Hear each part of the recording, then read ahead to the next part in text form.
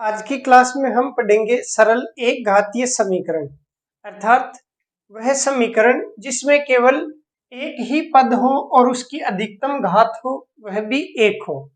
एक पद का मतलब होता है जैसे एक चर पद हो। अब सबसे पहले हम जानते हैं कि चर पद क्या होता है।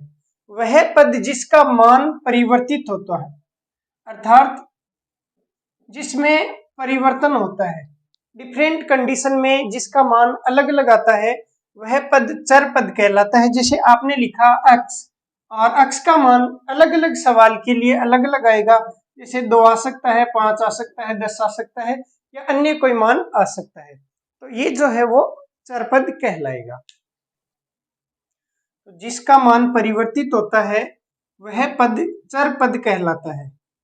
तो x, y, z, a, b, c इस टाइप के जो भी पद हम लिखते हैं वो सारे चर पद कहलाते हैं। ठीक, अब समीकरण क्या होती है ये जानते हैं। तो समीकरण जब हम बराबर का चिन्ह लगा के एक तो लेफ्ट साइड में और एक राइट साइड में, दो साइड में कुछ चर और अचर पद लिखते हैं। जैसे उदाहरण के लिए लिखा 3x और बराबर में 2। ठीक, इसका मतलब ये हुआ कि ये जो लेफ्ट साइड वाला पक्ष है वो राइट साइड वाले पक्ष के बराबर है। तो ये दोनों पद आपस में अगर बराबर हो और बीच में बराबर का चिन्ह लगाया गया हो, ऐसे पद को हम समीकरण से डिनोट कर देते हैं, दर्शा देते हैं और कह देते हैं कि ये समीकरण है।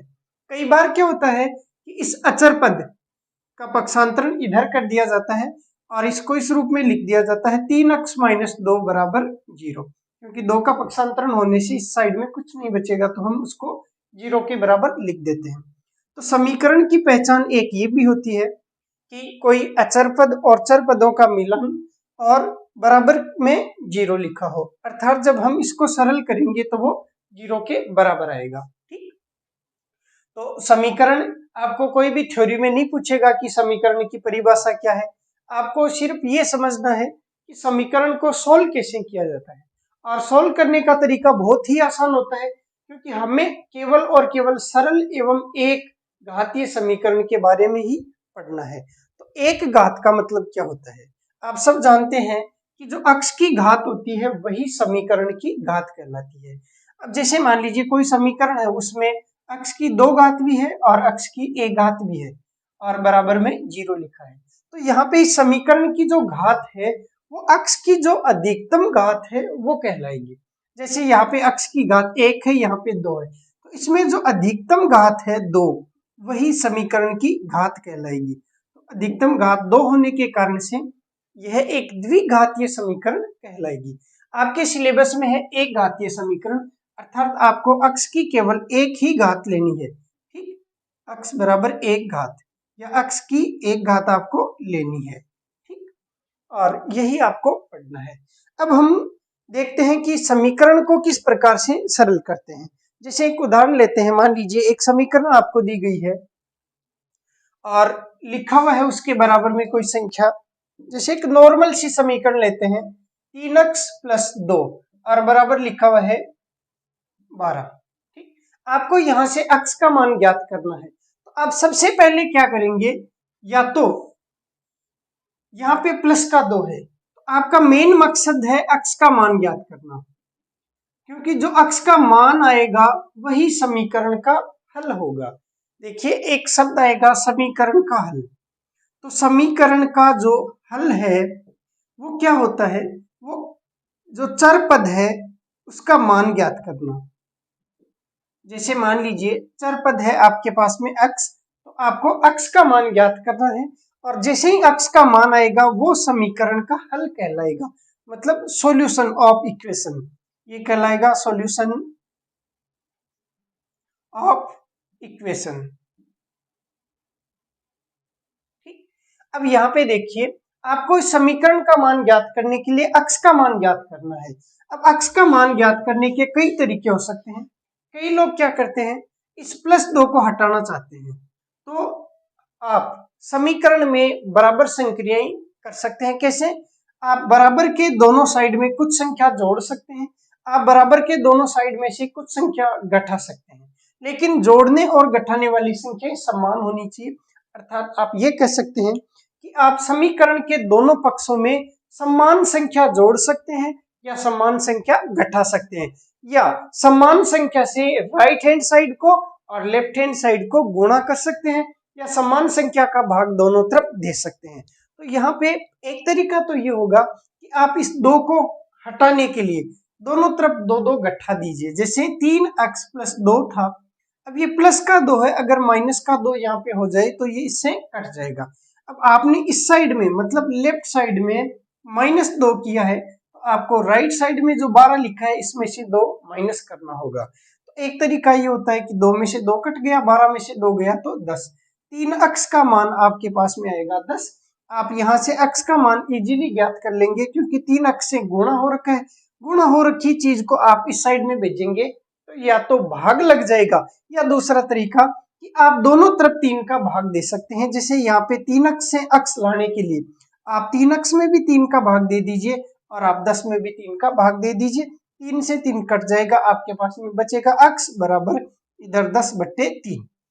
दूसरा तरीका, जैसे आपके पास में यहाँ पे आया था 3x और 2 - 2 0 हो गया और बराबर 12 में से 2 गया तो 10। आप दोनों तरफ 3 का भाग ना देके आप 3 का पक्षांतरण भी करेंगे तो भी वही उत्तर आएगा, क्योंकि 3 इधर गुणा हो रखा है, इस साइड आके भाग लग जाएगा। तो x बराबर 10 और बट्टे में आएगा 3, तो भी देखिए उत्तर है वो सेम आएगा। तो आप दोनों में से जो तरीका आपको आसान लगे वो अपना सकते हैं। ज्यादातर हम क्या करते हैं, पक्षांतरण वाला तरीका काम में ले लेते हैं, वो थोड़ा इजी होता है और अपनी हैबिट में भी रहता है। तो चलिए देखते हैं कुछ समीकरण और उनको सोल्व करना सीखते हैं। और यहाँ पे सबसे ज्यादा जो इम्पोर्टेंट है वो होता है पक्षांतरण करना। तो जिनको पक्षांतरण नहीं आता है वो थोड़ा ध्यान से इसको समझिए, और जिनको पक्षांतरण करना आता है उन्हें कोई दिक्कत यहाँ पे नहीं आएगी। ठीक, तो हम समझते हैं कि पक्षांतरण कैसे किया जाता है। तो देखिए, जब पक्षांतरण हम करते हैं तो प्लस वाली संख्या है वो माइनस की हो जाती है और माइनस वाली संख्या है वो प्लस की हो जाती है। तो आप ऐसा लिख सकते हैं कि पक्षांतरण से पहले, और इधर लिख सकते हैं पक्षांतरण के बाद।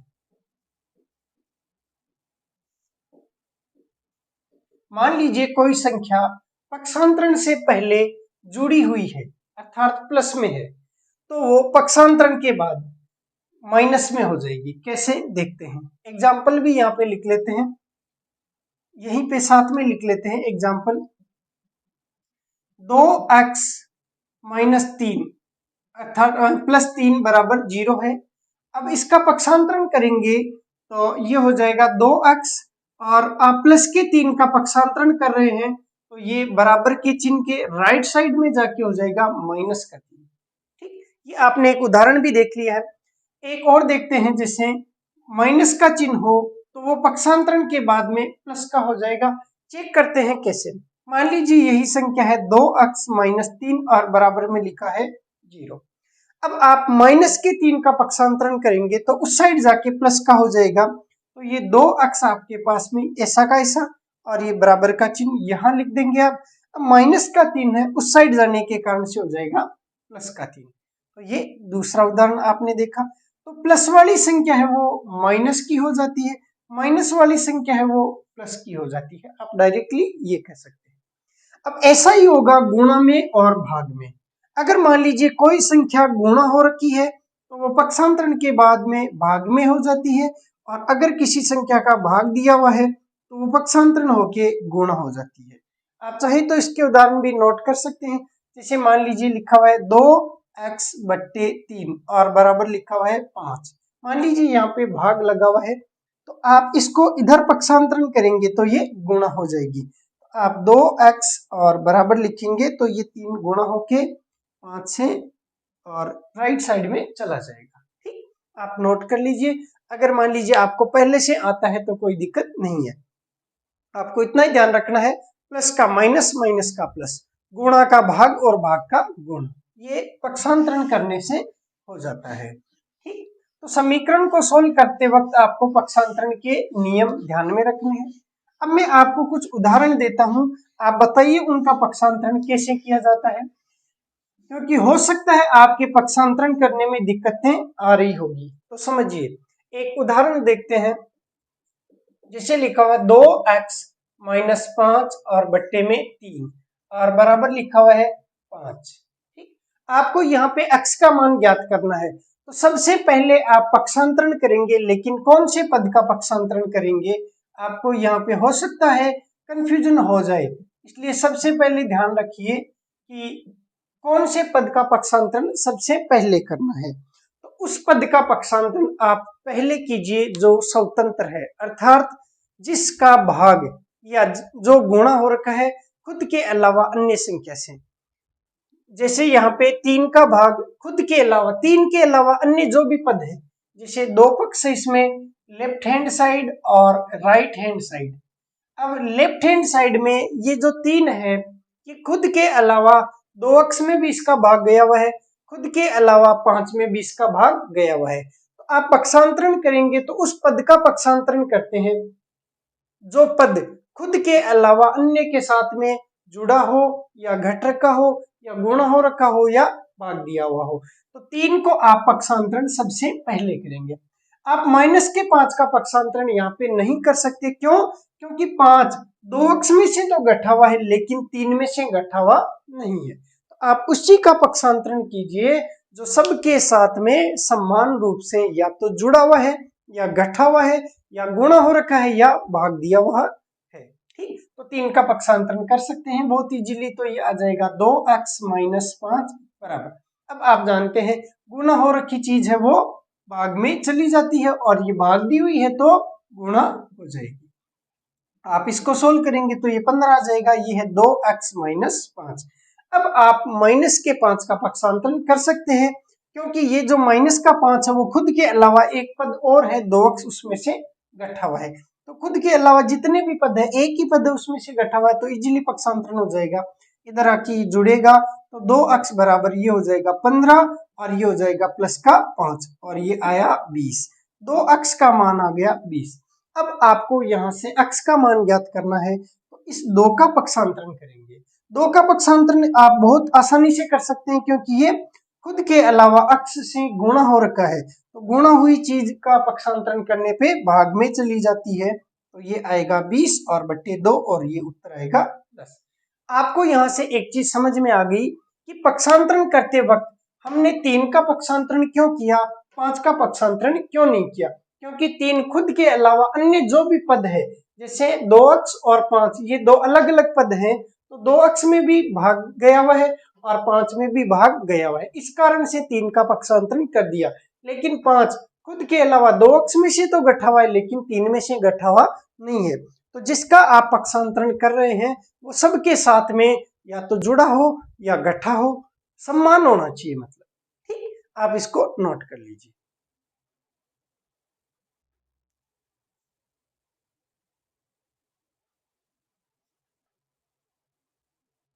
एक उदाहरण और देखते हैं और उसका पक्षांतरण करना भी सीखते हैं। लिखिए 5x प्लस 1 बट्टे 3 बराबर 17। आपको x का मान ज्ञात करना है, तो सबसे पहले आप किसका पक्षांतरण करेंगे, 3 का, क्योंकि 3 खुद के अलावा अन्य जो पद है 5x और 1 इसमें भाग लगा हुआ है। तो 3 है वो पक्षांतरण होके इधर जाएगा तो गुणा हो जाएगा। ये हो जाएगा 5x प्लस 1 बराबर 17 गुणा 3, 17 तिये 51। ठीक, अब ये जो प्लस का 1 है वो पक्षांतरण होगा इस तरफ, तो ये हो जाएगा 5x बराबर 51 माइनस 1 और ये आ गया 50। x का मान आ जाएगा 50 बट्टे 5 और ये आ गया 10। देखिए वापिस समझो, मैंने सबसे पहले 3 का ही पक्षांतरण इसलिए किया क्योंकि 3 है वो खुद के अलावा अन्य जो 2 पद है 5x और 1 इसमें भाग लगा हुआ है। 1 का पक्षांतरण इसलिए नहीं किया हुआ क्योंकि 1 जो है वो खुद के अलावा 5x में तो जुड़ा हुआ है लेकिन 1 3 में नहीं जुड़ा हुआ है। तो हम उसका पक्षांतरण करते हैं जो खुद के अलावा अन्य सब के साथ समान संक्रिया में हो, चाहे समान रूप से जुड़ा हो, चाहे समान रूप से गठा हो, या समान रूप से गुणा हो, या समान रूप से भाग लगा हुआ हो, तो हम उसी को पक्षांतरण पहले करते हैं। ठीक, तो 3 का पक्षांतरण हमने सबसे पहले किया। उसके बाद में हमने 1 का पक्षांतरण इसलिए किया क्योंकि 1 खुद के अलावा 5 अक्ष में जुड़ा हुआ है। हम यहाँ पे 5 का पक्षांतरण नहीं कर सकते क्योंकि ये जो 5 है वो अक्ष से तो गुणा है लेकिन 1 के साथ में जुड़ा हुआ है, गुणा नहीं हो रखा, इसलिए हम 5 का पक्षांतरण पहले नहीं कर पाएंगे, हम 1 का पक्षांतरण करेंगे। 1 यहाँ जुड़ा हुआ है तो इधर जाके घट जाएगा, 50 में से 51 में से 1 गया तो 50 आ गया। अब लिखा हुआ है 5 अक्ष, तो यहाँ पे हम 5 का इजीली पक्षांतरण कर सकते हैं क्योंकि 5 अब अक्ष के साथ में गुणा है, इधर आके भाग लग जाएगा। तो ये तो हुआ भाई पक्षांतरण करने का तरीका, और पक्षांतरण करना हमारे समीकरण सरल करने में काम में आने वाला है, इसलिए आप थोड़ा पक्षांतरण को अच्छे से ध्यान में रखिए और गलती मत कीजिए पक्षांतरण करने में। एक तो चिन्ह का ध्यान रखना है, प्लस वाला माइनस होगा, माइनस वाला प्लस होगा, गुणा वाला भाग होगा और भाग लगी हुई संख्या गुणा में हो जाएगी। अब हम देखते हैं कि कई बार जैसे पक्षांतरण करना होता है और कई बार ऐसा होता है कि समीकरण में हमें बट्टे के रूप में संख्याएं दी हुई होती है, जैसे लिखा है 5x माइनस 3 और बट्टे में 4 और इधर बराबर में लिखा हुआ है 6x प्लस 2 और बट्टे में 3, ऐसा कुछ लिखा हुआ है। ऐसी कंडीशन में हम अक्ष का मान ज्ञात करने के लिए क्या करते हैं, सीखिए। अगर बीच में बराबर का चिन्ह हो और इधर वाली संख्या भी बट्टे में हो और इधर वाली संख्या भी बट्टे में हो, पूरी संख्या बट्टे में होनी चाहिए, तो आप ऐसी कंडीशन में वज्र गुणा कर दीजिए। आप इस 3 का पक्षांतरण इधर कर सकते हैं, क्यों? क्योंकि 3 है वो खुद के अलावा 6x और 2 में भाग लगा हुआ है, तो आप इधर पक्षांतरण करेंगे तो ये ऊपर की साइड में आके गुणा होगा। देखिए जब कोई संख्या गुणा होती है तो वो अंश से गुणा होती है, जैसे आप साइड में लिख सकते हैं मैंने गुणा किया 5/2 को गुणा किया 2 से, तो ये जो 2 है वो इस बट्टे वाले 2 से गुणा नहीं होगा, ये 2 गुणा होगा किससे, 5 से। तो हमेशा अंश है वो अंश से गुणा होता है, हर है वो हर से गुणा होता है। तो अंश यहाँ पे केवल 2 लिखा हुआ है, इसका मतलब इसके बट्टे में हर है वो कितना है, 1 है, तो 2 अंश हो गया और 1 है वो हर हो गया, तो इस कारण से अंश अंश से गुणा होके ये हो जाएगा 10 और बट्टे में हर जो है वो हर से गुणा होगा, 2 1 से गुणा होगा, इस कारण से 2, और ये 10 में 2 का भाग गया 5 बार, तो इस कारण से हम डायरेक्टली क्या करते हैं, इसको नीचे वाले को मतलब हर को अंश से काट देते हैं, अर्थात अंश में हर का भाग लग सकता है, लेकिन जब गुणा होता है तो अंश अंश से गुणा होगा और हर है वो हर से गुणा होगा, और किसी के हर में कुछ भी नहीं है, इसका मतलब वहां 1 होता है। ठीक, अब वापिस आ जाइए, यहाँ पे 3 का पक्षांतरण किया तो ये गुणा होगा, लेकिन गुणा किससे होगा, क्योंकि 3 अकेली संख्या है, इसका मतलब ये अंश है। अब अंश किससे गुणा होगा, अंश से, अर्थात ये केवल और केवल ऊपर वाली संख्या से गुणा होगा, तो 5x माइनस 3 इससे गुणा हो जाएगा ये वाला 3, और ये बराबर का चिन्ह यहाँ पे ऐसा ही रह जाएगा। अब आप इस 4 का पक्षांतरण करेंगे तो ये बट्टे में है, इधर जाके होगा गुणा, लेकिन किससे, अंश से। अंश क्या है, 6x प्लस 2 और इससे गुणा होगा कौन, 4, तो ये गुणा हो गया। ठीक है, अब हम इसको इससे गुणा करते हैं, 5 को गुणा करते हैं 3 से, तो 5 गुणा 3 हो गए 15, और ये x यहाँ पे लिख दिया जाएगा। अब ये 3 गुणा होगा माइनस के 3 से, तो प्लस और माइनस गुणा होके माइनस चिन्ह आएगा, और 3 गुणा 3 9 आ जाएगा बराबर। ये 4 गुणा होगा 6 से, तो 6 चौके 24, और ये x है ऐसा कैसा लिख देंगे, 4 गुणा होगा 2 से, तो ये आ जाएगा 8। ठीक है, अब आप देखिए कि कौन सी साइड में अक्ष ज्यादा है, तो यहाँ पे 24 अक्ष है और यहाँ पे 15 अक्ष है, ऐसी कंडीशन में हम इधर ले जाते हैं इसको। ठीक है, तो जैसे ही हम इधर लेके जाएंगे तो ये 24 अक्ष है, इसमें से घट जाएगा कौन, 15 अक्ष, क्योंकि 15 अक्ष यहाँ पे किसका है, प्लस का है, उस साइड जाके हो जाएगा माइनस का 15x, बराबर का चिन्ह यही रह जाएगा। ये प्लस का 8 है, ये इधर आके आ जाएगा माइनस का, तो ये -9 पहले से था, 8 इधर ओके हो गया माइनस का, 9 और 8 हो गए 17।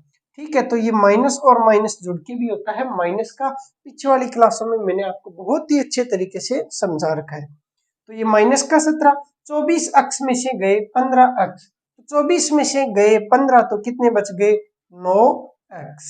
ठीक है, और चिन्ह किसका आएगा, प्लस का, तो यहां से अक्ष का मान आप ज्ञात करेंगे तो ये 9 इधर पक्षांतरण होगा तो ये -17 के बट्टे में आ जाएगा 9। तो x का मान आ गया -17/9। ठीक, आप इसको नोट कर सकते हैं। तो हमने ये देखा कि जब बराबर का चिन्ह हो और दोनों साइड में बट्टे में संख्याएं हो, अर्थात परिमेय संख्याएं हो। परिमेय संख्याएं वे होती है जिनको हम p बट्टा q के रूप में लिखते हैं। ये जनरल परिभाषा है परिमेय संख्या की, बाकी हम डिटेल से पढ़ेंगे जब हम परिमेय संख्याएं पढ़ेंगे तब। तो p बट्टा q का मतलब हो गया वे संख्याएं जो p बट्टा q के रूप में हो तो वो परिमेय संख्या है। और जब इनका पक्षांतरण किया जाता है ऐसी कंडीशन में हम यहाँ वाले हर को इधर भेजते हैं और इस अगले वाले पद के अंश से गुणा कर देते हैं और इसका पक्षांतरण करके यहाँ पे इससे गुणा कर देते हैं। अर्थात एक तरीके से वज्र गुणा विधि हम काम में लेते हैं। वज्र गुणा करते हैं इसको इससे और इसको इससे। तो वज्र गुणा करके आप चाहें तो कोई से पक्ष को भी किधर लिख सकते हो, उससे कोई प्रभाव नहीं पड़ता है यहाँ के लिए।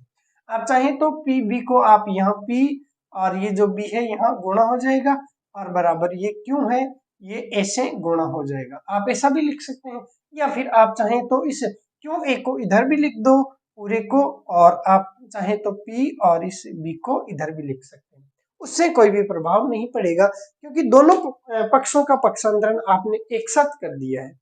ठीक है, तो देखते हैं कुछ और उदाहरण कि समीकरण में और क्या क्या हमें सीखना होता है। तो मान लीजिए कोई पद इस प्रकार से है कि आधा पद है वो तो परिमेय संख्या के रूप में है और बचा हुआ पद है वो परिमेय संख्या के रूप में नहीं है। तो ऐसी कंडीशन में समीकरण को कैसे सरल किया जाता है, जिसे लिखा हुआ है 2x/3 और लिखा हुआ है प्लस का 4 और बराबर इधर लिखा हुआ है 3x/5 और -6x/2, ऐसा कुछ लिखा हुआ है।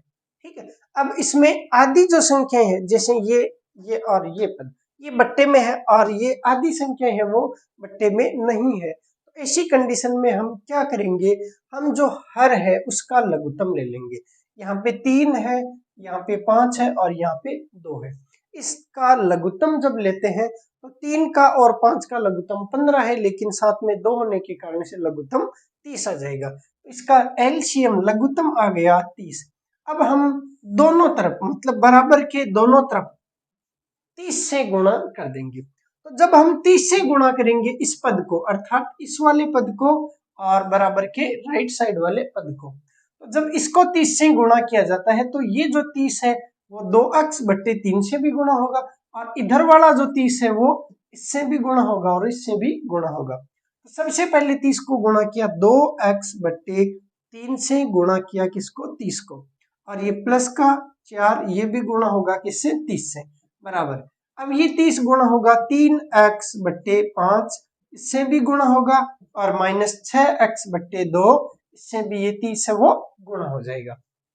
ठीक है, अब ये 3 से कट गया 30 कितनी बार 10 बार, तो 10 गुणा 2x हो गया 20x प्लस 40 गुणा 30 गुणा 4 4 3 12 तो ये हो गया 120 बराबर 5 से कट गया 30 6 बार 6 को 3 से गुणा किया तो 6 3 18x और -2 से ये कट गया कितनी बार 15 बार 15 गुणा 6 होता है 90 और ये x। ठीक, अब आप x वालों को एक साथ लिख सकते हैं।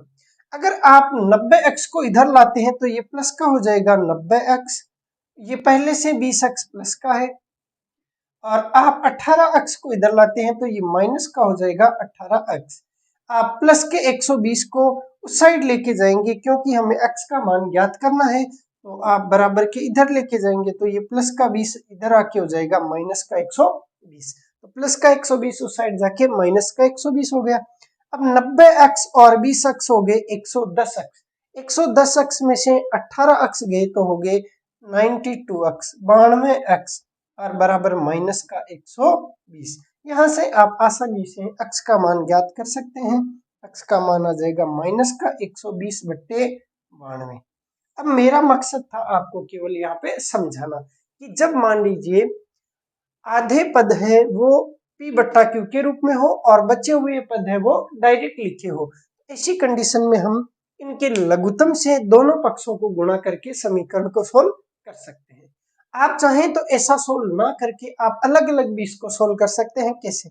यहाँ से जैसे आपने देखा x का मान आया माइनस के 120/92। अब हम डायरेक्ट भी इसको सोल्व करके देखते हैं। दोनों ही तरीके से आपका उत्तर है वो सेम ही आने वाला है। तो चेक करते हैं, देखो नया तरीका अप्लाई करते हैं, इसको थोड़ा मिटा देते हैं ताकि जगह खाली हो जाए। और अब हम क्या करेंगे, हम बराबर के जो लेफ्ट साइड में है उसका लघुत्तम लेंगे और बराबर के राइट साइड वाले का अलग से लघुत्तम लेंगे। तो यहाँ पे बट्टे में कुछ नहीं तो आप 1 लिख सकते हैं। 3 का और 1 का लघुत्तम हो गया 3, आप एक साथ लिख सकते हैं 3। 3 का भाग 3 में एक बार 1 को 2 अक्ष से गुणा किया 2 अक्ष, प्लस 1 का भाग 3 में 3 बार 3 को 4 से गुणा किया तो 12, और ये बराबर का चिन्ह ऐसा का ऐसा रहने देते हैं। 5 और 2 का लघुत्तम हम इधर अलग से ले लेते हैं, तो ये आया 10। 5 का भाग 10 में 2 बार 2 को 3 अक्ष से गुणा किया तो 6 अक्ष, ये माइनस का चिन्ह ऐसा कैसे। 2 को गुणा 2 का भाग दिया 10 में 5 बार 5 को 6 से गुणा किया 30, और ये अक्ष ऐसा कैसा। अब देखिए यहाँ पे जब ऐसी कंडीशन बन जाए तो वज्र गुणा विधि से हम समीकरण को सरल करते हैं। तो ये 10 गुणा होगा इधर वाले अंश से, और ये 3 गुणा होगा इधर वाले अंश से। तो ये 10 गुणा हुआ 2 अक्ष से तो आया 20 अक्ष, प्लस 10 गुणा हुआ 12 से तो 120 बराबर 3 गुणा हुआ 6 से तो 18 अक्ष, और माइनस 3 गुणा हुआ माइनस के 30 से तो 90 अक्ष। अब आप इसका जब पक्षांतरण करेंगे तो ये 90 अक्ष इधर आके आ जाएगा, प्लस का तो ये 20 अक्ष ऐसा का ऐसा था, 90 अक्ष हो गया, प्लस का ये 18 अक्ष इधर आएगा तो हो जाएगा माइनस का 18 अक्ष। अब ये बराबर का चिन्ह ऐसा का ऐसा। अब यहाँ पे 120 जो था हमें अक्ष का मान ज्ञात करना है, इसलिए इस 120 को साइड रख देते हैं। 120 उस साइड ओके हो जाएगा किसका, माइनस का, तो ये माइनस का 120। ठीक, अब देखो 20 अक्ष और 90 अक्ष हो गए 110 अक्ष। 110 में से 18 चले गए तो बच गए 92 एक्स, और बराबर माइनस का 120। यहाँ से जब पक्षांतरण करेंगे तो वही माइनस का 120 और इसमें 92 का भाग चला जाएगा। तो देखिए दोनों ही कंडीशन में एक्स का मान है वो सेम आएगा। आप चाहें तो सबका लघुत्तम लेके इधर लेफ्ट साइड में भी और इधर राइट साइड में भी गुणा कर सकते हैं, या फिर अलग से आप लेफ्ट साइड वाले को LHS मतलब लेफ्ट हैंड साइड, और जो RHS है राइट हैंड साइड है, इसको आप अलग अलग भी सोल्व कर सकते हैं। इन दो पदों का लघुत्तम ले सकते हैं और इन दो पदों का लघुत्तम अलग से ले सकते हैं। जब लघुत्तम आ जाए तो ऐसी कंडीशन में आप वज्र गुणा वाली विधि से इसको आगे सॉल्व कर सकते हैं। तो इसको नोट कर लीजिए। फिर हम देखते हैं कुछ एग्जाम में आए हुए सवाल, और जैसे ही आप सवाल सोल्व करेंगे आपको पता चल जाएगा कि यहाँ से किस टाइप के सवाल एग्जाम में बनने की संभावना रहती है, और आप देखेंगे कि ये बहुत ही ज्यादा सरल टॉपिक है, आप सबसे ये सवाल इजीली हो जाएंगे। तो इसको नोट कर लीजिए।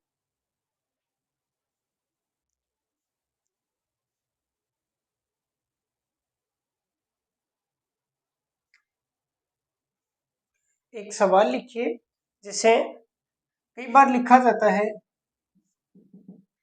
कि किसी संख्या में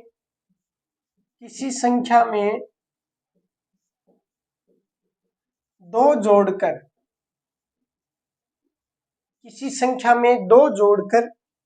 उसका 5 गुणा करने पर 25 प्राप्त होता है।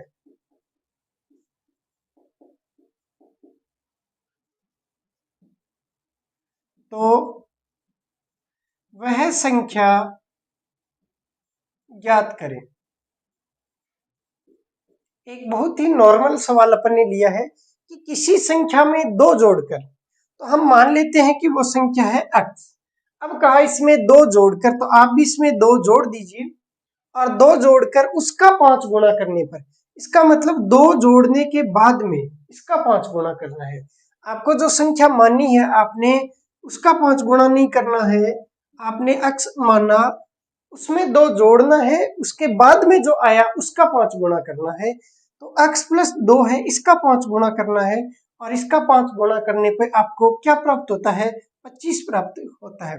आपको अब वो संख्या ज्ञात करनी है। अब हम पक्षांतरण विधि से इसको सरल करते हैं। 5 का पक्षांतरण इधर किया तो 5 का 25 में भाग लग जाएगा, आपके पास आएगा x प्लस 2 बराबर 25/5।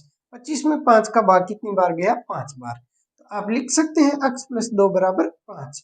अब आप प्लस के 2 का पक्षांतरण इधर करेंगे तो ये आके घट जाएगा 5 में से, और 5 में से 2 घट के आएगा 3। x का मान आपके पास में प्राप्त हुआ 3, अर्थात वो संख्या है 3। अब आप देखो प्रश्न को वापस सोल्व कीजिए किसी संख्या में, अर्थात आपके पास में वो संख्या क्या आई है? 3। तो 3 में 2 जोड़कर, तो 3 में 2 जोड़ा तो कितने हो गए? 5। उसका 5 से गुणा करने पर, मतलब उसको 5 से गुणा करने पर, 2 जोड़कर उसको 5 से गुणा करने पर, तो 2 जोड़ने पर 3 प्लस 2 हो गया 5। 5 को 5 से गुणा करने पर आ जाता है 25। बिल्कुल सही है। इसका मतलब ये जो शर्त इसने दे रखी है उस शर्त को ये संतुष्ट कर देता है। इसका मतलब आपका उत्तर सही है। ठीक, एक उदाहरण और लिखिए। जैसे लिखिए किसी संख्या के 3 गुणे में या 3 गुणे में या तिगुने में, कुछ भी लिखा रह सकता है। तो किसी संख्या के तिगुने में 3 जोड़ने पर 15 प्राप्त होता है। किसी संख्या के 3 गुणे में 3 जोड़ने पर 15 प्राप्त होता है, तो वह संख्या ज्ञात करें। अब मान लीजिए वो संख्या क्या थी? x। अब कहा किसी संख्या के तिगुने में, इसका मतलब x का तिगुना, तो x का तिगुना हो गया 3 गुणा x अर्थात 3x। इसके तिगुणे में 3 जोड़ना, इसका मतलब पहले तिगुना करना है, अब इसमें आपको जोड़ना है 3। अब क्या प्राप्त होता है? 15। इसका मतलब आपको प्राप्त हो जाता है 15। ये आपके पास में एक घातीय समीकरण बन चुकी है जिसमें x की अधिकतम घात है 1। तो x की जो अधिकतम घात होती है वह उतने ही घात की समीकरण कहलाती है। तो अपने टॉपिक का मतलब भी देखो यहाँ पे सिद्ध हो रहा है कि ये एक घातीय समीकरण है, और सरल समीकरण का मतलब है जिसमें एक या दो आसान पद हो। ठीक, तो एक पद है यहाँ पे केवल इधर, और इधर दो पद है और इधर एक पद है, लेकिन ये पद इधर जाके पक्षांतरण होगा तो इसमें केवल एक चर पद है और केवल एक अचर पद है। इस कारण से इसको सरल समीकरण कहा जाता है। अब हम इसका पक्षांतरण करेंगे तो प्लस का 3 उस साइड जाके हो जाएगा माइनस का, तो ये आएगा 3x बराबर 15 और माइनस हुआ 3। 15 में से 3 गए तो 12। 3x का मान आ गया 12, x का मान आ जाएगा 12/3 और आपके पास में आएगा 4। तो यहां से आपका उत्तर आया 4। अब रख के देखिए इसमें किसी संख्या मतलब 4 के तिगुणे, तो 4 का तिगुना हो गया 12। 12 में 3 जोड़ने पर कितना आएगा? 15। बिल्कुल आ रहा है, तो आपका उत्तर सही है। ठीक, चलो इसको नोट कर लीजिए। फिर मैं कुछ सवाल लिख देता हूं, फिर हम 1 बाय 1 सवाल को सोल्व करते हैं, और हम देखेंगे कि समीकरण जो है वो सोल्व करना आपके लिए बहुत ही आसान हो जाएगा।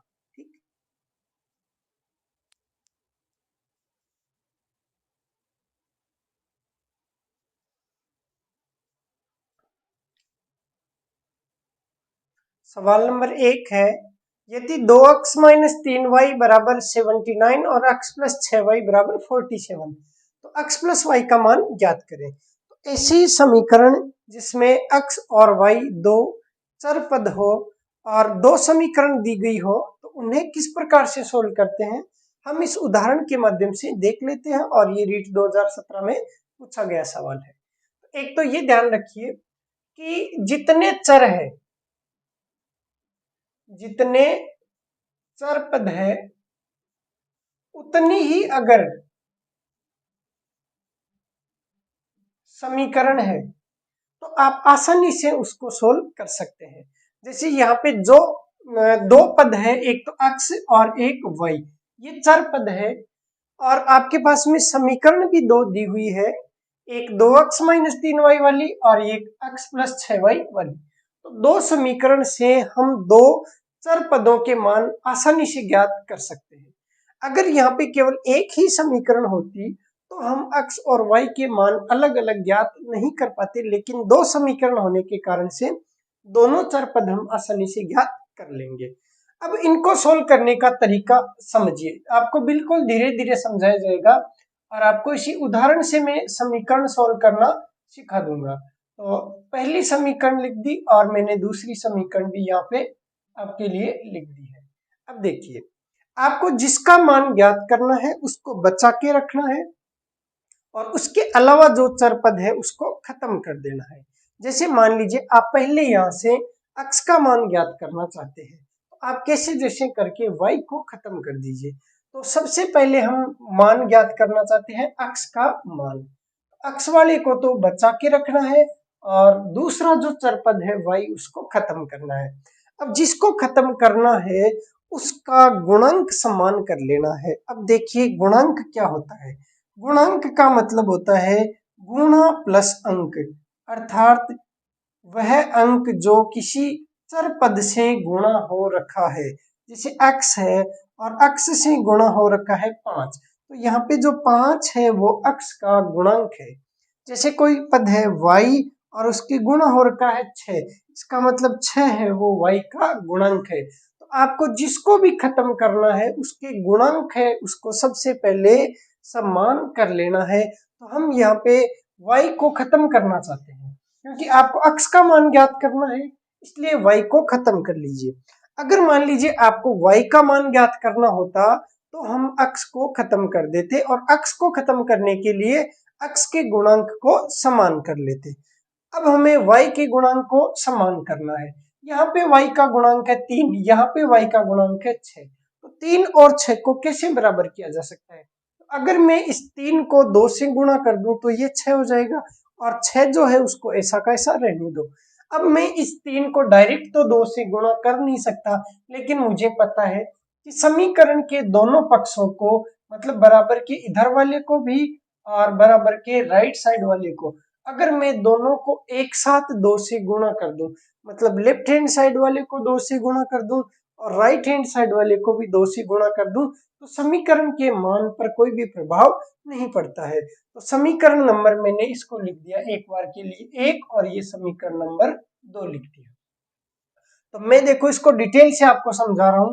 समीकरण जो 1 है इसको आप 2 से गुणा करते हैं, तो 2 से गुणा करने पर, अब जैसे ही आप 2 से गुणा करेंगे तो 2 से ये 2x गुणा होके हो जाएगा, 2 गुणा 2 4x, माइनस 3 को 2 से गुणा किया तो 6y और बराबर 79 को 2 से गुणा किया तो 79 से एक ज्यादा होता है 80, 80 को 2 से गुणा करते तो 160 आता, लेकिन उससे 2 कम आ जाएगा तो 158। ये आ गया समीकरण नंबर 1 को 2 से गुणा करने पर। अब समीकरण नंबर 2 को आपको वैसा का वैसा यहाँ पे लिख देना है, क्योंकि यहाँ पे पहले से 6y है और यहाँ पे 6y है। तो आप समीकरण नंबर 2 को यहाँ पे उतार देंगे तो ये प्लस का 6y और बराबर में है 47। अब आप देखिए कि समीकरण जो नई आपकी प्राप्त हुई है समीकरण नंबर 3, और इसको मैं समीकरण नंबर 4 नाम दे देता हूं ताकि आपके समझ में आ जाए। आप चाहें तो समीकरण नंबर 2 भी इसको रख सकते हैं। अब देखिए समीकरण नंबर 3 और 4 में y और y को खत्म करने के लिए अगर मैं इनको जोड़ दूं तो ये प्लस का है और ये माइनस का है, ये आपस में कट जाएगा। तो मुझे इसको गठाने की जरूरत नहीं है, मैं समीकरण 3 और 4 को जोड़ ही देता हूं सीधा। तो जैसे ही मैं इनको जोड़ूंगा तो ये माइनस का 6y और प्लस का 6y आपस में कट जाएगा। अब कई स्टूडेंट्स ऐसा करते हैं कि इनके चिन्ह चेंज करने हैं। आपको चिन्ह बिल्कुल नहीं चेंज करने हैं। वो कब करते हैं, जब किसी समीकरण में से दूसरी समीकरण को घटाते हैं, तो जिस समीकरण को घटाते हैं उसके चिन्ह बदले जाते हैं। यहाँ पे हम घटा नहीं रहे हैं, हम यहाँ पे जोड़ रहे हैं, इस कारण से इसके चिन्ह चेंज नहीं होंगे। तो ये 4x और x तो जुड़ जाएगा और ये आ जाएगा 5x, और ये 6y और माइनस का 6y आपस में कट के कुछ भी नहीं बचेगा और इसके बराबर 158 और 47 जुड़ेंगे। 8 और 7 15 और 5 और 4 9 और 1 हासिल की 10 और 1 और 1 हो गया 205। ठीक, तो 158 और 47 हो गया 205। x का मान अगर आप ज्ञात करेंगे तो 205 बट्टे 5, आपको पता है 100 में भाग जाता है कितनी बार, 5 का 20 बार, तो 200 में चला जाएगा 40 बार और 205 में चला जाएगा 41 बार। तो x का मान आ गया 41। अब x का मान आप चाहें तो 41 किसी भी एक समीकरण में रख सकते हैं या फिर आप y का मान डायरेक्ट भी ज्ञात कर सकते हैं। तो चलिए हम डायरेक्ट तरीका बता देते हैं। अब हमें x का मान प्राप्त हो चुका है और y का मान ज्ञात करना है। तो जब आपको y का मान ज्ञात करना हो, ऐसी कंडीशन में आपको x को खत्म करना होगा। तो x को खत्म करने का तरीका है कि x के गुणांक को बराबर कर दो। x के गुणांक में यहाँ 2 है और यहाँ कुछ नहीं है, मतलब 1 है। इसको भी 2 बनाने के लिए 2 से गुणा कर दो।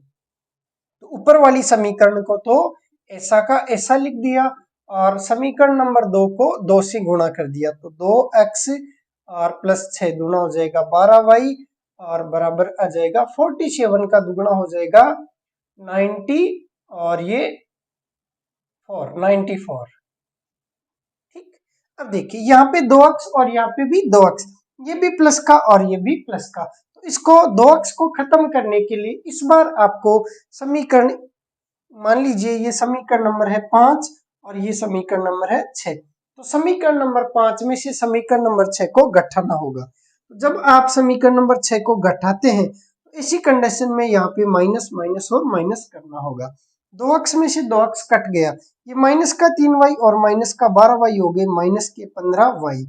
यहाँ पे 79 और माइनस के 94, तो 94 में से 79 घट गए, लेकिन चिन्ह आएगा माइनस का, तो ये माइनस के 15। यहाँ पे माइनस से माइनस कट जाता है और y का मान आ जाता है 15 बट्टे 15 मतलब 1। अब आपके पास में x का भी मान प्राप्त हो चुका है 41 और y का मान भी हो चुका है 1। ठीक, दोनों का मान प्राप्त हो गया। आपको ज्ञात करना है x प्लस y का मान। तो x का मान आ गया 41 और y का 1, तो 41 प्लस 1 हो गया 42। ये तो तरीका था बिल्कुल साधारण तरीका, जिसमें हमने x का मान अलग से ज्ञात किया और y का मान अलग से ज्ञात किया, और ये सीखने के लिए था। एग्जाम में आपको कैसे सोल्व करना है वो तरीका भी आपको बता देते हैं। तो पहले सीखने वाला तरीका ये है कि अगर मान लीजिए आपको x का मान ज्ञात करना है तो y के गुणांकों को बराबर कर दो और y को खत्म कर दो। जैसे ही आप y को खत्म करेंगे तो x का मान प्राप्त हो जाएगा। अगर आपको y का मान प्राप्त करना है तो x के गुणांकों को बराबर कर दो और या तो जोड़ दो या घटा दो, और गुणांक जैसे ही बराबर होंगे तो जोड़ने या घटाने से वो कट जाएंगे और आपको y का मान प्राप्त हो जाएगा। फिर उसके बाद में जो पूछा है वो ज्ञात कर सकते हैं। अब जरा इस सवाल को देखिए। इस सवाल को देखने से आपको कुछ आइडिया दिमाग में ऑटोमेटिक आ जाएगा कि हम कम से कम समय में इस सवाल को कैसे सोल्व कर सकते हैं। तो वो तरीका हम देखते हैं। लिखा हुआ है 2x माइनस 3y और लिखा हुआ है x और प्लस का 6y। अगर मैं समीकरण 1 और 2 को डायरेक्टली जोड़ दूं तो देखिए ये 2x है माइनस 3y है बराबर 79, और इधर लिखा हुआ x और प्लस का 6y और बराबर लिखा हुआ है 47। देखिए दोनों को जोड़ने से 2x और x हो जाएगा 3x, ये प्लस का 6y माइनस के 3y घटने के बाद में बचेगा प्लस का 3y। और देखना आपको x प्लस y का मान ज्ञात करना है। आपके पास में 3x प्लस 3y का मान प्राप्त हो चुका है। आप 3 को कॉमन लेके इधर पक्षांतरण करके x प्लस y का मान ज्ञात कर सकते हैं। तो आपके समझ में आ जाएगा कि डायरेक्ट जोड़ने से भी क्या अपना उत्तर है वो आ पा रहा है। तो 2x और x होता है 3x और यहाँ पे 6y और ये 3y माइनस का चला जाएगा तो 3y 3 कॉमन आ जाएगा, तो x प्लस y का मान आसानी से ज्ञात किया जा सकता है। अब इसको और इसको जोड़ते हैं तो 9 और 7 हो गए 16 और 7 और 4 हो गए 11 और 1 हो गया 12। ठीक, तो 126। अब यहाँ से 3 कॉमन लिया तो x प्लस वाई बराबर 126। यहाँ से 3 का भाग इधर दिया तो x प्लस वाई का मान आ जाएगा 126 बट्टे 3, तो ये 4 3 12 और 3 2 6 42 42 आपके पास में आ गया किसका मान, x प्लस वाई का मान। तो ये तरीका था एग्जाम में इसको सोल्व करने का। ठीक, इसको नोट कर लीजिए। अगला सवाल है, दो प्राकृतिक संख्याओं का योग 8 है, यदि उनके व्युत्क्रमों का योग 8 बट्टे 15 है तो दोनों संख्याएं ज्ञात कीजिए। अब हम इसको भी दो तीन तरीके से सोल्व करेंगे। एक तो एग्जाम वाला तरीका बता दिया जाएगा और एक आपको बेसिक तरीका। तो दो प्राकृतिक संख्याओं का योग 8 है। आप चाहें तो दो अलग अलग प्राकृतिक संख्याएं भी मान सकते हैं। जैसे एक प्राकृतिक संख्या, प्राकृतिक का मतलब होता है नेचुरल, अर्थात प्राकृत संख्या। तो प्राकृत संख्या को प्राकृतिक संख्या कह सकते हैं। तो दोनों का योग कितना है? 8। तो हम दोनों को आपस में जोड़ देंगे, एक समीकरण आपके पास में प्राप्त होगी। फिर कहा यदि उनके व्युत्क्रमों, इसका मतलब जो प्राकृत संख्याएं आपने मानी है x और y, तो x और y आपने अलग अलग दो प्राकृत संख्याएं मानी है, इनका जोड़ मतलब x प्लस वाई, तो 8 है। इनका व्युत्क्रम, इसका मतलब x का व्युत्क्रम हो गया 1/x। व्युत्क्रम का मतलब होता है रिवर्स, अंश को हर और हर को अंश बना देना व्युत्क्रम कहलाता है। x का व्युत्क्रम 1/x और y का व्युत्क्रम 1/y, और इनके व्युत्क्रमों का योग, इसका मतलब इसको आपस में जोड़ना है, और ये प्राप्त होता है 8/15। ये लो जी। अब आपके पास में दो अलग अलग समीकरण प्राप्त हो चुकी है, एक और समीकरण 2। लेकिन यहाँ पे अक्स अंश में है और यहाँ पे अक्स है वो हर में है। तो पहले तो हमें इसको सरल रूप में लाना होगा। तो सरल रूप में लाने के लिए इसका और इसका लघुत्तम लेना होगा। तो हमने इसका लघुत्तम ले लिया एक्स वाई। तो यहाँ एक्स से एक्स कट गया, वाई एक से गुणा होगा तो वाई, और प्लस वाई से वाई कट जाएगा, एक्स एक से गुणा होगा तो एक्स, और बराबर 8/15। अब देखिए आपके पास में समीकरण बन गई कि y प्लस एक्स, मतलब x और y को जोड़े तो 8 आ जाए, और x y को गुणा करें तो 15 आ जाए। ठीक है, तो अब आप या तो यहाँ पे संख्याएं सोच कर देख सकते हैं कि कौन कौन सी संख्याएं हैं कि उनको गुणा करने पे 15 आता है, जोड़ने पर 8 आता है। तो 5 और 3 है वो संख्याएं आ जाती है। एक संख्या 5, दूसरी 3, तो 5 + 3 8 हो जाएगा, 5 × 3 15 हो जाएगा। इसका मतलब 5 और 3 आपका उत्तर आ सकता है। लेकिन आप अगर ऐसे सोल्व नहीं करना चाहते हैं तो दूसरा तरीका भी आपके पास में है, वो भी बता देता हूँ। आपके पास में x + y का मान है, अगर कहीं से x - y का मान प्राप्त हो जाए, ऐसी कंडीशन में हम x + y और x - y से दो समीकरणों से दो चर पदों के मान ज्ञात कर सकते हैं। ये तरीका केवल और केवल आपके बेसिक को मजबूत करने के लिए बता रहा हूँ और समीकरण को सोल्व करने का तरीका बता रहा हूँ। नहीं तो एग्जाम वाला तरीका भी आपको बता दूंगा। एग्जाम में आपको ऑप्शन से ही करना है ताकि एग्जाम में सवाल जल्दी से जल्दी सोल्व हो जाए।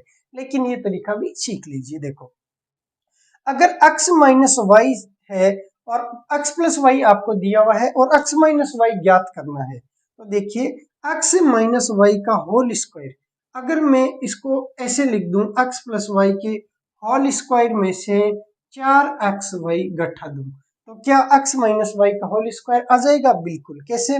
x + y का होल स्क्वायर होता है x² + y² + 2xy, बिल्कुल। और -4xy मैंने मनमर्जी से लिखा है, तो उसको यहीं लिख दिया।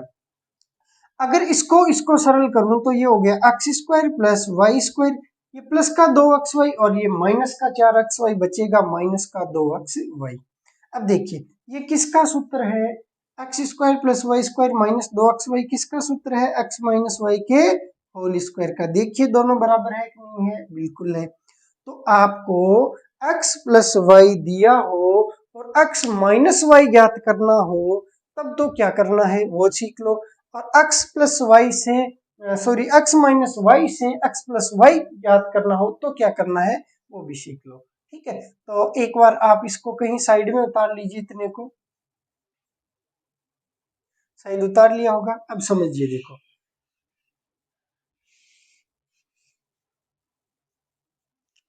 अगर आपको ज्ञात करना है x - y, तो इसका होल स्क्वायर कीजिए। इसका उल्टा है x + y, उसका भी होल स्क्वायर कीजिए। ठीक, अगर माइनस वाला ज्ञात करना है तो -4xy कर दो उल्टे वाले में से। समझ गए भाई? x - y वाला ज्ञात करना है, x - y वाला ज्ञात करना है, इसका मतलब x + y वाला दिया हुआ है तो x + y का होल स्क्वायर लिखो। माइनस का ज्ञात करना है तो माइनस कर दो 4xy। अगर मान लीजिए आपको x + y ज्ञात करना होता, इसका मतलब आपको x - y दिया हुआ होता, तो x - y के स्क्वायर में इस बार क्या करेंगे? प्लस का ज्ञात करना है तो प्लस का 4xy कर देते हैं। एक तो ये और एक ये दो सर्व समीकरण होती है। तो आप चाहें तो डायरेक्ट याद रख सकते हैं, नहीं तो याद रखने का तरीका बता दिया। माइनस का ज्ञात करना है तो माइनस कर दो, प्लस का ज्ञात करना है तो प्लस कर दो। किस में से? इसके उल्टे वाले चिन्ह में से। ठीक, अब इसको मैं हटा रहा हूं। तो यहाँ पे देखिए x माइनस वाई का होल स्क्वायर ये आपको ज्ञात करना है। x प्लस वाई ये रहा कितना 8, 8 का स्क्वायर माइनस 4 एक्स वाई कितना है भाई? देखो यहाँ से ज्ञात कर लेंगे कैसे, क्योंकि x प्लस वाई का मान तो आप यहाँ लिख सकते हैं 8, तो ये हो गया 8। ठीक है, तो यहाँ पे लिख देते हैं, देखो 8 बट्टे एक्स वाई बराबर 8 बट्टे 15। 8 से 8 कट जाएगा, एक्स वाई इधर गुणा होगा 1 से तो एक्स वाई, और ये 15 भी गुणा होगा 1 से, क्योंकि 8 और 8 एक बार कट गए, तो एक्स वाई का मान आ गया 15। एक्स वाई का मान 15 यहाँ पे रख देते हैं, तो ये हो गया 15। 8 का स्क्वायर होता है 64, 15 गुणा 4 होता है 60, 64 में से 60 गए तो बच गए 4। 4 किसका मान आया? एक्स माइनस वाई के स्क्वायर का मान आया। तो एक्स माइनस वाई का मान आ जाएगा √4 और ये हो जाएगा 2। तो एक्स माइनस वाई का मान आ गया 2। अब एक्स माइनस वाई का मान 2 यहाँ रख सकते हैं, कैसे? एक्स प्लस वाई, चलो थोड़ी जगह खाली कर देते हैं, यहाँ लिख देते हैं। समीकरण थी x प्लस वाई बराबर 8, आपको प्राप्त हो गया x माइनस वाई बराबर कितना? 2। ठीक, अगर मैं इनको जोड़ दूं तो y y कट जाएगा, x और x हो जाएगा 2x बराबर 8 और 2 हो गए 10, x का मान आ जाएगा 5। दूसरा, अगर इसमें से इसको घटा दूं तो ये था x प्लस वाई बराबर 8, x माइनस वाई बराबर 2, घटाने पर चिन्ह चेंज करने हैं, तो ये x x कट जाएगा, y और y हो जाएगा 2y बराबर 8 माइनस 2 हो जाएगा 6, y का मान आ जाएगा 3। देखिए, एक संख्या 5 और दूसरी संख्या 3, एक संख्या 5 और दूसरी संख्या 3 कौन से ऑप्शन में है? ऑप्शन डी में।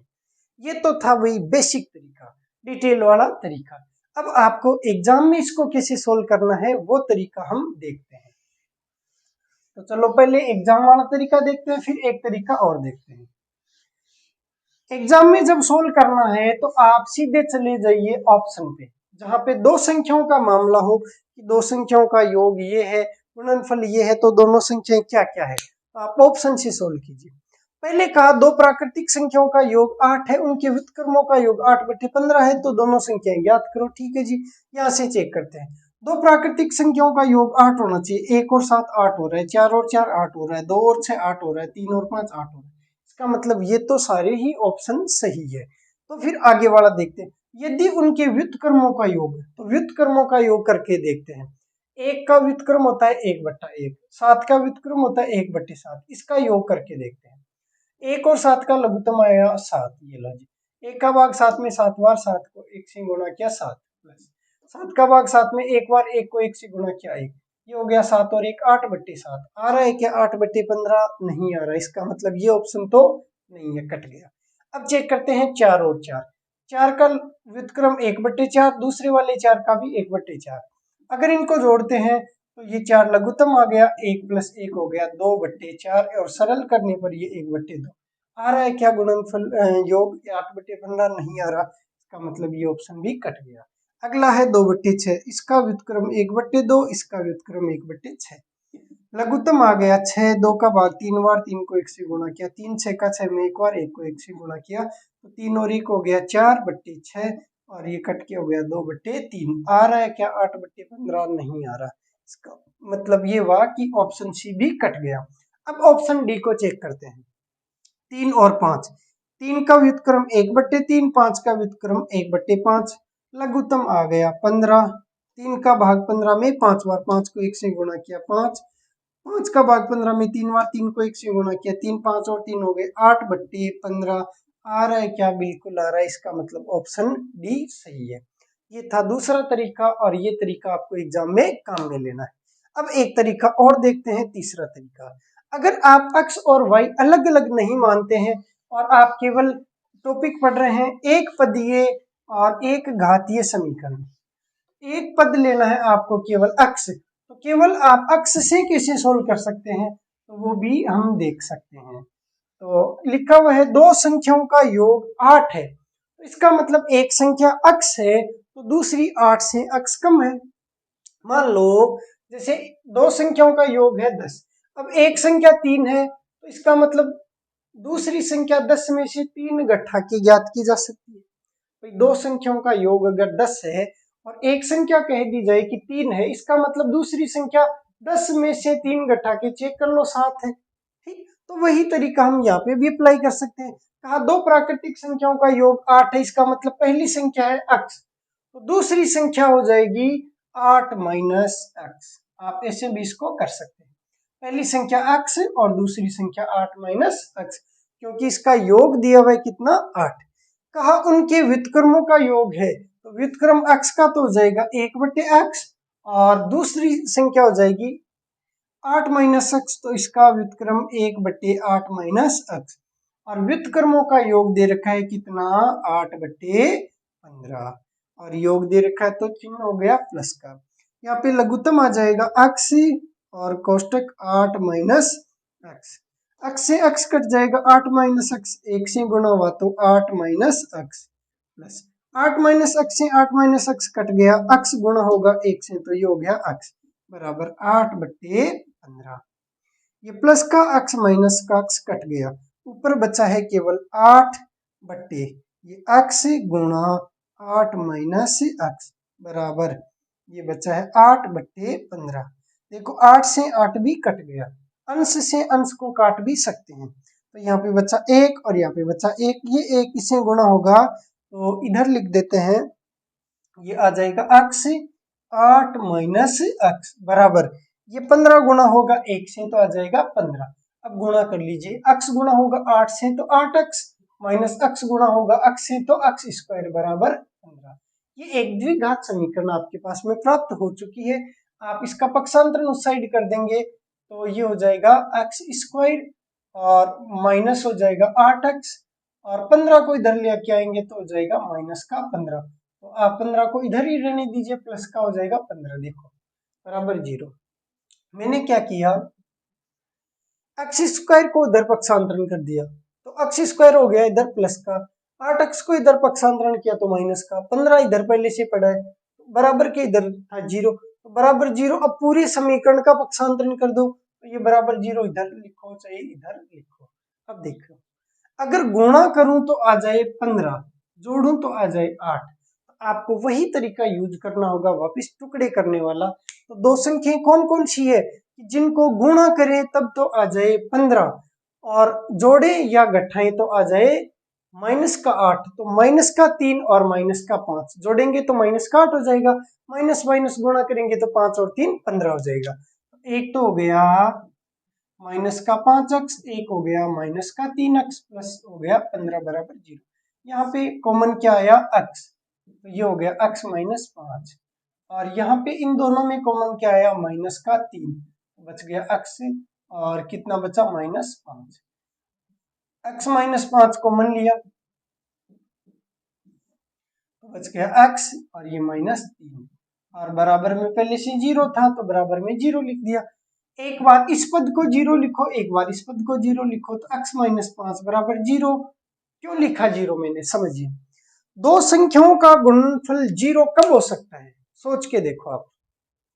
ये तभी संभव है जब उन दोनों में से या तो पहली संख्या 0 हो या दूसरी संख्या 0 हो, तभी दो संख्याओं का गुणनफल 0 हो सकता है, अदरवाइज दो संख्याओं का गुणनफल 0 नहीं हो सकता है। तो दो संख्याएं आपस में गुणा होके 0 हो रही है, इसका मतलब या तो पहली संख्या 0 थी तो उसने दूसरी संख्या को गुणा होके 0 बना दिया, या दूसरी संख्या 0 थी इस कारण से वो पहली से गुणा होके 0 हो गई। क्योंकि गणित में 0 तभी आता है जब दो संख्याओं को गुणा करने पर, 0 तभी आ सकता है जब एक संख्या 0 हो, क्योंकि 0 किसी भी संख्या से गुणा होकर उसको 0 बना देती है, अन्यथा 0 नहीं आ सकता है।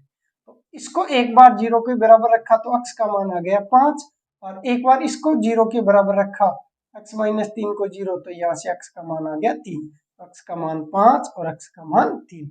ऑप्शन कौन से में है, डी में। लेकिन ये जो तरीके हैं वो बहुत बड़े हो जाते हैं, इस कारण से आपको ऑप्शन वाला तरीका है वो यूज में लेना है, तभी आपको कम समय में क्वेश्चन सोल्व करने में सहूलियत रहेगी। ठीक, अब देखते हैं सवाल नंबर 3।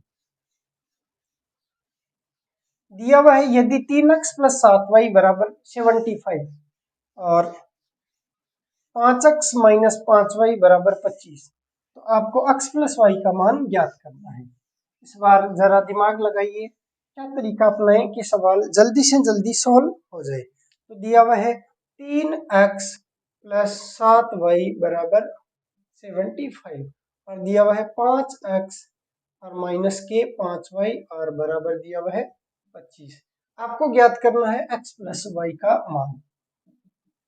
तो चेक करो कि x और y डायरेक्टली सोल्व हो सकते हैं क्या। तो जोड़े तो 5x और 3x हो गए 8x, इसको जोड़े तो ये तो प्लस का 2y, इसका मतलब ये 8x 2y बैठेगा नहीं। ठीक, अगर गठाएं तो इसमें से इसको गठाएं तो भी 5 और 3 2 का फर्क है और ये जुड़ के हो जाएगा 12, इसका मतलब जोड़ने घटाने से तो सीधा सोल्व नहीं होगा। तो हम एक ही तरीका यूज करेंगे, कौन सा, कि या तो पहले x को खत्म कर दो या फिर y को खत्म कर दो। तो हम y को खत्म कर लेते हैं।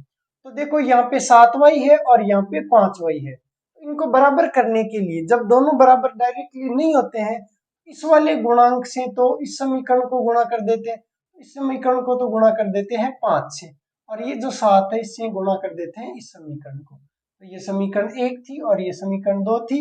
समीकरण 1 को 5 से गुणा करते हैं, समीकरण 2 को 7 से गुणा करते हैं। तो 5 से गुणा करेंगे तो 5 दिए 15x और प्लस 7 पंजे 35y बराबर 75 को 5 से गुणा करना है। तो 5 गुणा 5 हो गया 25, 25 का हो गया 5 और 7 पंजे 35 और 2 हो गए 37, 375।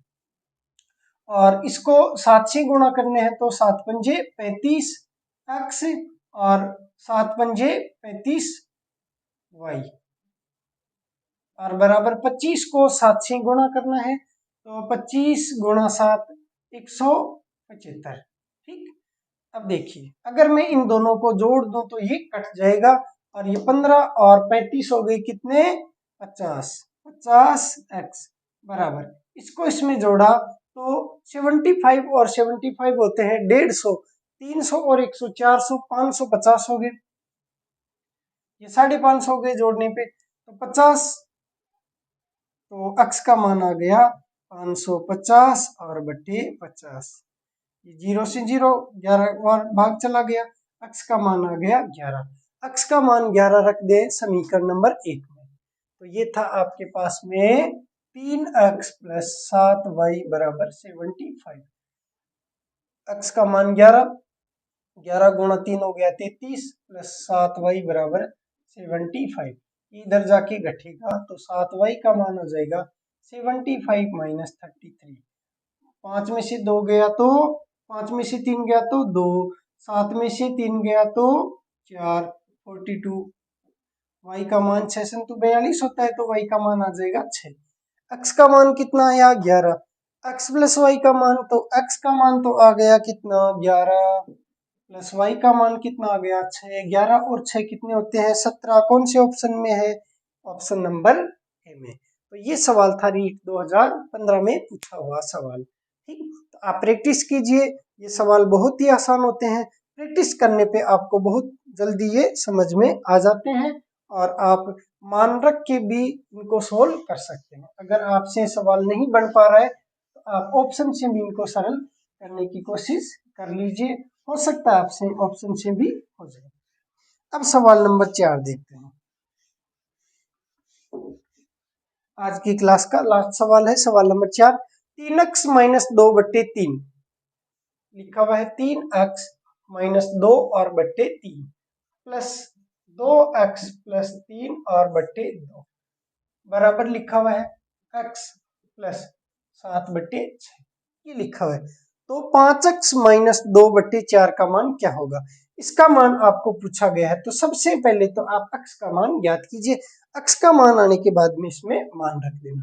तो x का मान ज्ञात करने के लिए देखो 3 है 2 है 6 है, तो हम क्या करेंगे, इसके लघुत्तम से सबको गुणा कर देते हैं। तो 3 और 2 और इस वाले 6 का लघुत्तम 6 आता है, तो सबको 6 से गुणा कर देते हैं। तो 3x माइनस 2/3 इसको भी गुणा कर देते हैं 6 से, प्लस 2x प्लस 3/2 इसको भी गुणा कर देते हैं 6 से, x को भी गुणा कर देते हैं 6 से, 7/6 को भी गुणा कर देते हैं 6 से। 3 से कट गया, 2 बार 2 गुणा होगा तो 6x माइनस 4 प्लस 2 से कट गया, 3 बार 3 गुणा होगा तो 6x प्लस 9 बराबर 6 गुणा x, 6x प्लस 6 से 6 कट गया 7। देखिए ये प्लस का 6x और ये प्लस का 6x कट जाएगा क्योंकि बराबर का चिन्ह है, इधर आके माइनस का हो जाएगा। आपके पास में बच गया ये 6x, ये -4 उस साइड जाएगा, तो ये 7 था, ये -4 जाके जुड़ जाएगा और ये प्लस का 9 इधर आके घट जाएगा। 6x का मान आ जाएगा, 7 और 4 हो गए 11 माइनस 9, 11 में से 9 गए तो कितने बच गए 2। 6x का मान 2 तो x का मान 2/6 और ये आ गया 1/3। तो आपको जो पूछा है उसका मान ज्ञात करना है। आपको पूछा गया है 5x माइनस 2 और बट्टे 4 का मान। x का मान है 1/3, तो आप रखेंगे 5 गुणा 1/3 माइनस 2 और बट्टे 4। सोल्व कीजिए, ये हो गया 5 एकम 5/3 माइनस 2 और बट्टे 4। देखो ये हो गया 5, लघुत्तम आ गया ऊपर वाले का 3, तो ये आ गया 5 माइनस 6 और बट्टे में 4 है, तो ये 1/3 और माइनस का 1/3 और बट्टे में 4 है। तो अब देखो, अगर आपको कंफ्यूजन होता है तो आप अलग अलग लिख लीजिए। माइनस का 1/3 ऊपर था, इसमें भाग देना है 4 का, जो सबसे बट्टे में है उसका भाग देना है। अब भाग के चिन्ह को गुणा में बदलते हैं, तो ये माइनस का 1/3, 4 है वो हो जाता है 1/4, तो ये हो गया माइनस का 1/12। कौन से ऑप्शन में है माइनस का 1/12? ऑप्शन नंबर ए में, तो ये हो गया ऑप्शन ए। ठीक, बाकी हम पढ़ेंगे अगली क्लास में, तब तक आप रिवाइज करते रहिए, क्वेश्चन है वो प्रैक्टिस कीजिए और ज्यादा से ज्यादा क्वेश्चन प्रैक्टिस है वो कीजिए ताकि आपको ज्यादा से ज्यादा फायदा हो। धन्यवाद।